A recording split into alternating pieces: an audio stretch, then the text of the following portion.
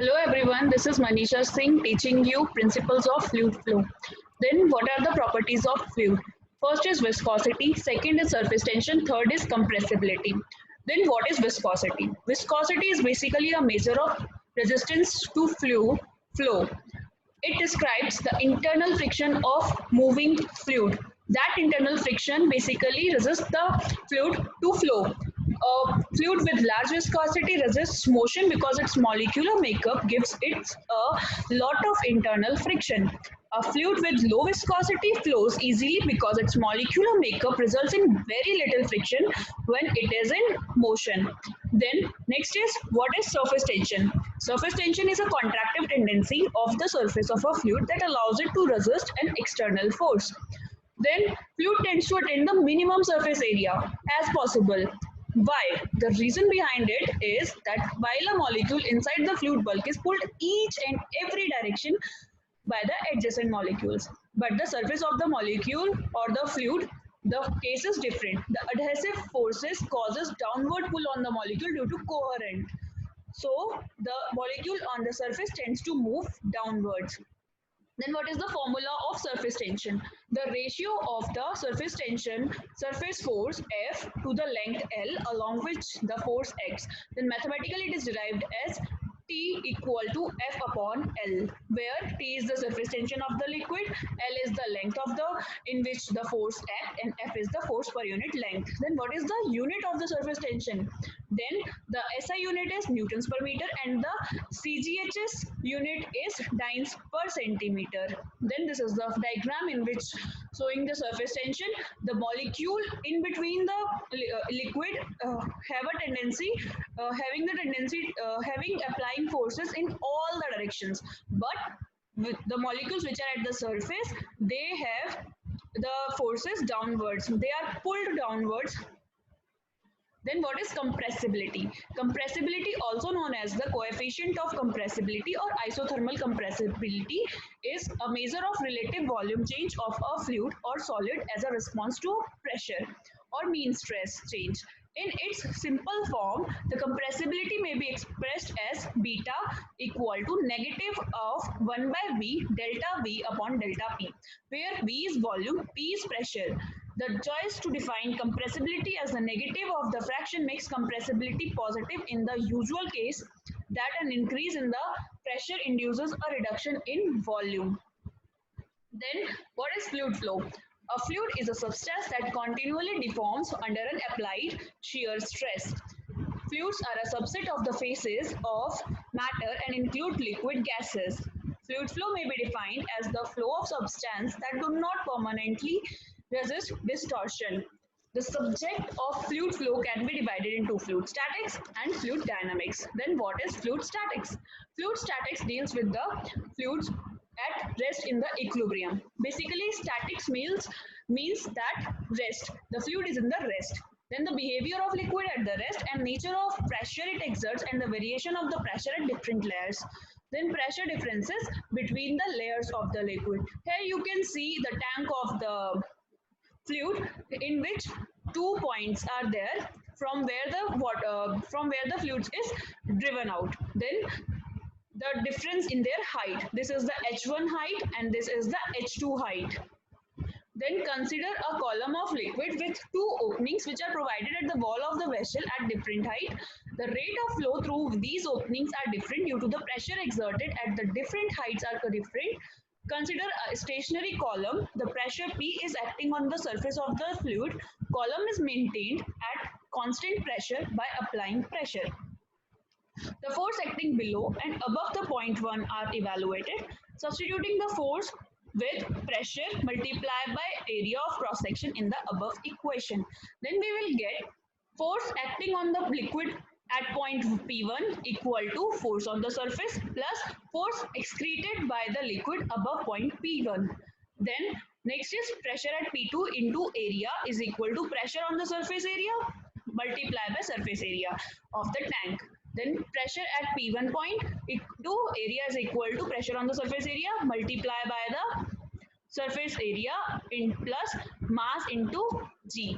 Then P1 S P1 is pressure acted upon the surface 1.1 equal to P2S plus height into volume into density into gravity. Then P1S equal to P2S plus volume into density into gravity. P2S plus height is into area into density into G. Okay guys, then P1S equal to P2S plus H1S rho G. Since surface area is same, therefore P1 is equal to P2PS plus H1 rho G. Okay guys, then P2 at point P2 is P2 equal to PS H2 rho G. Then the difference in the pressure is P2 minus P1 is equal to G PS plus H2 rho minus PS minus H1 rho bracket close G. That means delta P is equal to PS plus H2 rho minus PS minus H1 rho, common is G. That means delta H rho G is equal to the pressure difference in the tank. Then what is fluid dynamics? Fluid dynamics is the study of fluid in motion. This knowledge is important for liquids, gels, ointments, which will change their flow behavior when exposed to the different stress conditions. That means mixing, flow through the pipes and then filled in the container. Then we are studying Reynolds experiment. There is a glass tube is connected to the reservoir of water and the rate of flow of water is adjusted by a valve. A reservoir of colored solution is connected to one end of the glass tube with the help of nozzle. Then colored solution is introduced into the nozzle as fine stream through the jet tube. Here you can see this is the colored liquid and then this is the water tank and this is the valve. Then colored liquid is flow in the water when the motion is laminar or viscous flow. If the flow is turbulent, then this will moving like a zigzag fashion. Okay guys, then next is turbulent flow, zigzag manner, laminar means straight line. Then what is Reynolds number? In Reynolds experiment, the flow conditions are affected by diameter of the pipe, average velocity, density of liquid, viscosity of fluid. These four factors are combined in one way as Reynolds number. Reynolds number is D for diameter, U for average velocity, rho for density and upon neta. Neta is the viscosity of the fluid. And you can also say Reynolds number is equal to inertial forces divided by viscous forces. Inertial forces are due to the mass and the velocity of the fluid particles trying to diffuse the fluid particles. Then viscous forces if the frictional force due to the viscosity of the fluid which make the motion of the fluid in parallel. Then at low velocities the inertial forces are less and compared to the frictional forces, resulting flow will be viscous in nature. Then viscous in nature, that means the flow is laminar. Other hand, when inertial forces are predominant and the fluid layer break up due to the increase in velocity, hence turbulent flow takes place. If the Reynolds number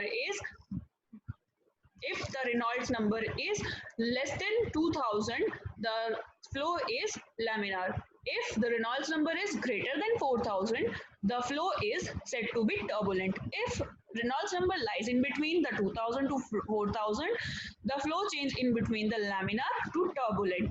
This diagram shows that the flow of the fluid in between the pipe wall. Then in between that there is a turbulent flow and then this is the viscous flow. U by U max. Okay. Then the Bernoulli principle. We are studying Bernoulli since 10th class. The total mechanical energy of the moving fluid comprising the gravitational potential energy of elevation, the energy associated with the fluid pressure and the kinetic energy of the fluid motion remains constant. Basically, Bernoulli principle is the part of conservation energy. Okay guys, then what is the Bernoulli principle formula? The Bernoulli equation formula is a relation between pressure, kinetic energy and gravitational potential energy of a fluid in a container. The formula for Bernoulli principle is P plus half P rho V square plus rho G H equal to constant. Then here P is the pressure exerted by the fluid, V is the velocity of the fluid, rho is the density of the fluid, H is the height of the container. And the Bernoulli equation gives great insight into the balance between pressure, velocity and elevation. Then what is the Bernoulli equation derivation? Then consider a pipe with varying diameter and height through which an incompressible fluid is flowing. The relationship between the areas of cross sections A, flow speed B, height from the ground Y, and the pressure P at two different points 1 and 2 is given in the figure below. Here is the force P1 A1 dx is that section in which we are calculating the force area A1. Same in this point 2. The fluid is flowing basically point 1 to the point 2. Okay guys, this is the y1 height, this height is y2, and dv is the flow of the fluid or the velocity of the fluid.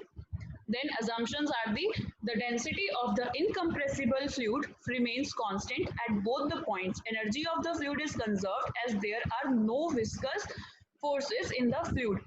Therefore, the work done on the fluid is given as dW equal to F1 dot dx1 minus F2 dot dx2.